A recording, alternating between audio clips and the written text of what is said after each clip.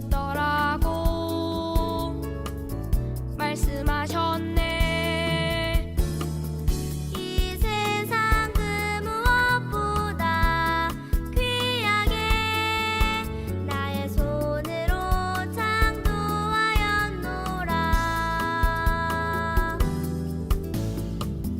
내가 너로 인하여 기뻐하노라. 내가 너를 사랑하노라.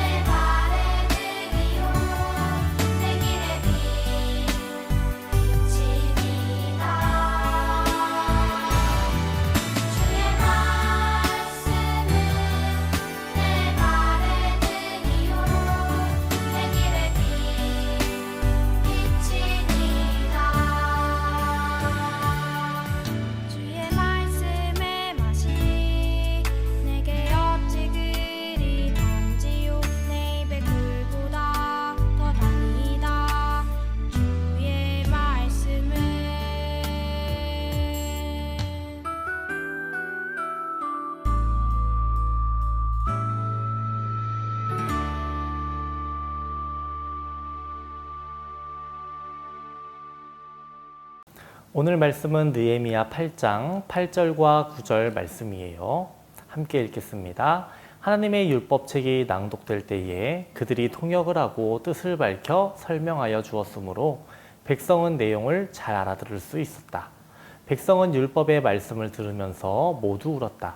그래서 총독 느헤미야와 학자 에스라 제사장과 백성을 가르치는 레위 사람들이 이날은 주 하나님의 거룩한 날이니 슬퍼하지도 말고 울지도 말라고 모든 백성을 타일렀다. 아멘. 사진을 하나 먼저 보여줄게요. 서울역 앞에 있는 서울역 고가도로예요. 이 도로는 1960에서 70년대 우리나라 경제 성장의 상징이라고 불릴 정도로 중요한 의미를 가지고 있어요. 우리나라 경제가 발전하면서 자동차 교통량이 많아지자 이를 해결하기 위해서 지어진 거예요. 이후 서울역 고가도로는 경제 성장의 상징과도 같은 구조물이 됐죠. 그런데 시간이 지나면서 문제가 생겼어요. 1990년대부터 이 오래된 도로는 도시 미관을 해치는 흉물 취급을 받기 시작했죠. 그리고 2006년에 이 도로를 꼼꼼하게 조사했는데 더 이상 도로로 사용하기에는 안전하지 않다는 평가를 받게 돼요. 서울역 고가도로는 보기에도 좋지 않고 위험한 골칫거리가 된 거예요. 그래서 사람들은 이 도로를 하루빨리 철거해야 된다고 생각했어요. 서울역 고가도로는 어떻게 됐을까요? 이렇게 멋진 공원으로 재탄생했어요. 많은 사람들의 아이디어와 노력이 더해져서 사람들이 언제든 편하게 이용할 수 있는 그런 공원이 되었죠. 사람들은 이제 이곳에서 나무를 바라보며 쉬기도 하고 문화 예술 공연이나 전시도 관람하면서 즐거운 시간을 보낼 수 있게 됐어요. 2017년 서울역 7017이라는 이름으로 개방된 이 공원은 세계 많은 나라에도 알려져서 외국인들이 한국에 오면 꼭 방문하는 유명한 관광지가 되었다라는 거예요. 참 놀라운 변화죠. 모든 것이 다 변해야 하는 것은 아니지만 서울역 고가도로처럼 변화가 필요한 것들이 있어요. 사람에게도 변화가 필요해요. 사람은 누구나 잘못된 태도, 고치기 어려운 나쁜 습관을 가지고 있어요. 다른 사람들을 힘들게 하거나 아프게 하는 것들을 가지고 있고 그런 것들은 분명 변화해야 해요. 하나님은 사람들이 하나님의 백성으로 변화되길 원하세요. 그렇다면 하나님의 백성으로 어떻게 변해야 할까요? 리모델링이라는 말을 들어봤나요? 건물이나 방 등을 새롭게 꾸미는 것을 말해요. 새롭게 바꾸는 거죠. 리모델링을 하려면 어떤 디자인으로 어떤 느낌으로 할지 기준을 잡아서 스타일을 찾아보고 그 스타일대로 만들어야 돼요. 우리 자신을 리모델링 한다면 하나님은 하나님의 백성을 어떤 기준으로 바꾸시기를 원하실까요? 하나님은 말씀을 기준으로 해서 우리가 변화되기를 원하세요. 우리들이 지난주 말씀에서 들었던 것처럼 느헤미야와 이스라엘 백성들은 많은 어려움을 이겨내고 52일 만에 성벽 쌓는 일을 마쳤어요. 이스라엘 백성은 크게 기뻐하며 하나님께 감사했어요. 그 후 이스라엘 백성은 명절을 맞아 예루살렘 성 광장에 모였어요. 무슨 일로 모였을까요? 다 함께 하나님의 말씀을 듣기 위해 모인 거예요. 그래서 제사장이자 학자인 에스라에게 율법책을 읽어달라고 요청했습니다. 에스라는 사람들이 모두 볼 수 있도록 나무 강단을 만들어서 그 위에 올라가 섰어요. 두루마리로 된 율법책을 펼치자 백성들은 모두 그 자리에서 일어났어요. 하나님의 말씀을 소중히 여기며 마음을 다해서 따르겠다는 행동이었던 거죠. 먼저 에스라가 위대하신 하나님을 높이며 찬양하자 백성들은 손을 들고 아멘, 아멘 이라고 대답하며 엎드려 하나님을 경배했어요. 에스라는 큰 소리로 율법책을 읽었어요. 그리고 레위 사람들은 백성들 사이사이에 서서 백성들이 하나님의 말씀을 이해할 수 있도록 쉽게 설명해 주었어요. 백성들은 에스라와 레위 사람들이 읽고 설명해 주는 하나님의 말씀을 마음을 다해 듣고 깨달았어요. 하나님의 말씀을 깨달은 백성들이 모두 울기 시작했어요. 말씀을 통해 자신들이 하나님께 지었던 죄를 깨달았기 때문이에요. 이스라엘 백성은 그동안 말씀을 알지 못해서 죄를 지으며 하나님과 멀어져 살고 있었어요. 이제 이스라엘 백성은 하나님의 말씀을 통해 죄를 깨닫고 하나님께 회개했어요. 그러자 느헤미야와 에스라가 백성에게 말했어요. 여러분, 울지 마세요. 오늘은 하나님이 정하신 기쁘고 거룩한 날입니다. 그러니 너무 슬퍼하지 마세요. 가서 맛있는 음식을 먹고 혹시 먹을 것을 준비하지 못한 사람이 있다면 그들에게 나눠주며 함께 기뻐하세요. 하나님을 기뻐하는 것이 하나님의 백성의 힘입니다. 이 말을 들은 백성들은 울기를 멈추고 먹을 것이 없어서 소외되는 사람들이 없도록 서로 음식을 나눠 먹으며 다 함께 즐거워했어요. 하나님이 정하신 기쁘고 거룩한 날, 그들은 다 함께 모여 하나님의 말씀을 깨닫고 하나님께 감사하며 기뻐했어요. 다음 날 백성의 지도자들이 하나님의 말씀을 더 알고 싶어서 에스라를 찾아갔어요. 그리고 그들은 말씀을 통해 그들이 모인 때가 초막절이라는 것을 알게 되었습니다. 초막절은 하나님의 백성이 애굽에서 해방되어 가나안에 들어갈 때까지 40년간 광야에서 초막을 지어 살던 것을 기념하기 위한 명절이에요. 광야에서 이스라엘 백성과 늘 함께 하시며 그들을 도우신 하나님의 은혜를 기억하도록 하기 위해 하나님이 정하신 명절이죠. 이 명절에는 온 가족이 초막을 짓고 일주일 동안 그곳에서 지내며 부모와 자녀가 하나님의 은혜를 다시 생각해보고 부모는 자녀에게 하나님의 은혜와 구원을 가르쳐줬어요. 이스라엘 백성은 말씀대로 초막을 짓고 일주일 동안 그곳에 머물며 광야에서의 초막 생활을 기념했어요. 그리고 매일 에스라를 통해 하나님의 거룩한 말씀을 배우며 기뻐했어요. 이스라엘 백성은 오랫동안 포로 생활을 하며 하나님의 말씀을 배우지 못했어요. 하나님의 말씀을 알지 못했기 때문에 죄를 지으며 하나님과 멀리 떨어진 삶을 살았어요. 하지만 이제 이스라엘 백성은 변화되었어요. 무엇이 이들을 바꾸게 했나요? 바로 하나님의 말씀이에요. 하나님의 말씀을 통해 자신들의 죄를 깨닫자 이스라엘 백성은 하나님 앞에서 눈물을 흘리며 회개했어요. 그리고 이제 말씀을 따라 거룩한 삶을 살기로 결단했어요. 성경은 말해줍니다. 에베소서 5장 26절에서 말씀으로 깨끗하게 하사 거룩하게 하시고. 말씀은 곧 하나님의 능력이에요. 말씀은 죄로 더러워진 우리의 삶을 깨끗하게 해요. 말씀은 죄를 좋아하는 우리의 마음을 변화시켜 하나님을 기쁘시게 하도록 만들어요. 말씀은 무질서하고 의미 없는 우리의 삶을 복되고 거룩한 삶으로 변화시켜 줍니다. 마틴 루터라는 이름을 들어본 적이 있나요? 무려 500년 전만 해도 성경이 어려운 라틴어로 쓰여져 있었어요. 그래서 일반 사람들은 성경을 읽을 수 없었어요. 라틴어 성경은 라틴어를 공부한 가톨릭 교회의 성직자만이 볼 수 있었어요. 일반 백성들은 알지 못했죠. 그런데 라틴어가 워낙 어렵다 보니 성경을 제대로 읽지 못하는 성직자들도 생겨났어요. 또 성경의 말씀과는 반대되는 말씀을 전하는 사람들도 생겨났어요. 성경에서 구원은 오직 믿음으로 받는다라고 했어요. 그런데 면죄부라는 것을 만들어서 면죄부를 사면 구원을 받을 수 있다라는 잘못된 일을 가톨릭 교회가 합니다. 이때 마틴 루터는 성경의 근거에서 교황에 맞서 싸우게 돼요. 우리 잠깐 영상을 볼게요. 이곳은 지금으로부터 약 500년 전 독일이에요. 자, 차례차례 줄을 서서 면죄부를 사세요. 면죄부 한 장 주세요. 여기 면죄부 한 장이요. 근데 면죄부를 사면 정말 죄가 없어져요? 구원받게 되나요? 그럼요. 면죄부를 사면 죄를 용서받고 구원받아요. 가족을 대신해서 면죄부를 사면 그 사람도 구원받게 돼요. 네, 정말요? 그럼 엄마 거, 아빠 거, 동생 거 면죄부 3장 더 주세요. 네, 여기 면죄부 3장이요. 카톨릭 교회는 면죄부를 사면 구원받는다고 사람들을 속였어요.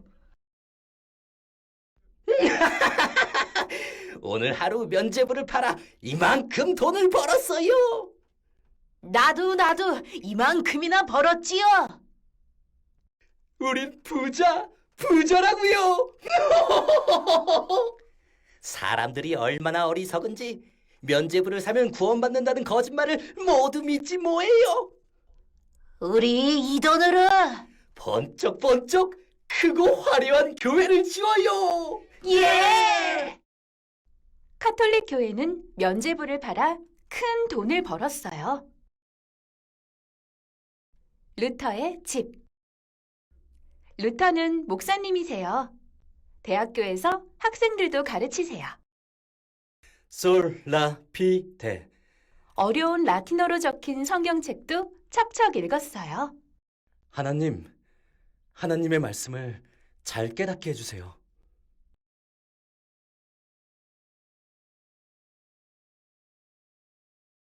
그래, 맞아. 오직 믿음으로 구원받는 거야.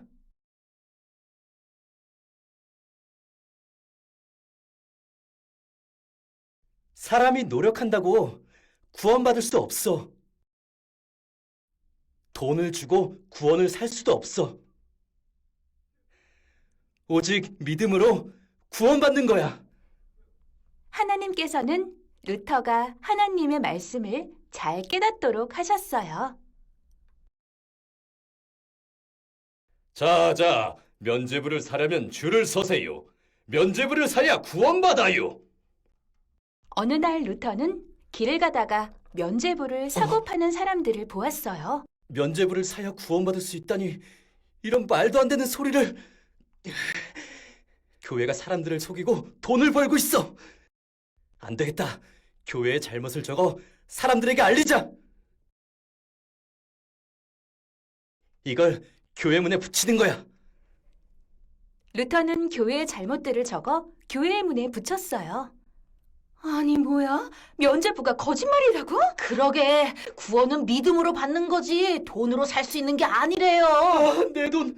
내가 면죄부를 산다고 얼마나 많은 돈을 썼는데. 안 되겠어요. 당장 돈을 돌려받아야겠어요. 교회의 잘못을 알려야 해. 이 책을 사람들이 읽게 하자. 루터는 교회의 잘못이 무엇인지, 하나님께서 기뻐하시는 교회의 모습이 무엇인지 책에 썼어요. 사람들은 루터의 글과 책을 읽고 교회의 잘못을 알게 되었어요. 큰일이에요. 사람들이 면죄부를 사지 않아요. 이게 다 루터 때문이에요. 루터가 사람들에게 면죄부가 거짓말이라고 말했어요. 게다가 교회의 잘못을 적은 책도 사람들에게 나눠줬어요. 안 되겠어요. 루터를 잡아서 혼내줍시다.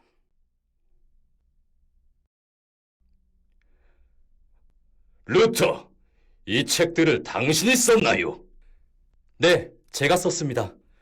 그렇다면 이 책의 내용을 바꿀 생각은 없나요? 만약 이 책에 쓰인 내용을 바꾸지 않으면 당신은 큰 벌을 받습니다. 사람들은 루터가 책의 내용을 바꾸지 않으면 그를 죽이려고 했어요. 저에게 생각할 시간을 주세요. 좋아요. 그럼 내일 다시 이곳에서 봅시다.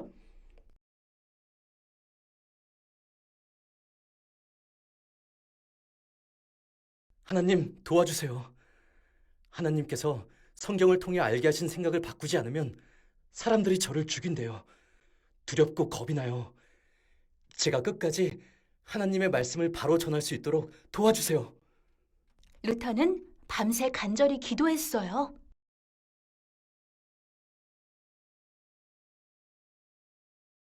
루터, 밤새 생각은 많이 했나요? 이제 이 책의 내용을 바꿀 건가요? 아니요, 바꾸지 않습니다. 제게는 하나님의 말씀이 가장 중요해요. 하나님께서 성경을 통해 깨닫게 하신 하나님의 말씀을 바꾸지 않아요. 아이, 뭐라고? 루터를 당장 잡아라! 루터를 잡아라! 감옥에 가둬라! 조용히 좀 하세요! 루터는 소란한 틈을 이용해 밖으로 빠져나왔어요. 사람들이 왜 하나님의 말씀을 바로 알지 못하고 교회의 거짓말에 속는 걸까? 그래, 성경이 사람들이 읽지 못하는 라틴어로 쓰여 있기 때문이야. 난 라틴어로 쓰여진 성경을 사람들이 모두 아는 글자로 바꿀 거야. 루터는 모든 사람들이 쉽게 읽을 수 있도록 글자로 성경을 바꾸었어요. 아하!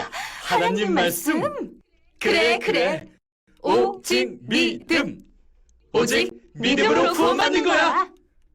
사람들은 루터가 쉽게 쓴 성경을 읽고 하나님의 말씀을 잘 깨닫게 되었어요.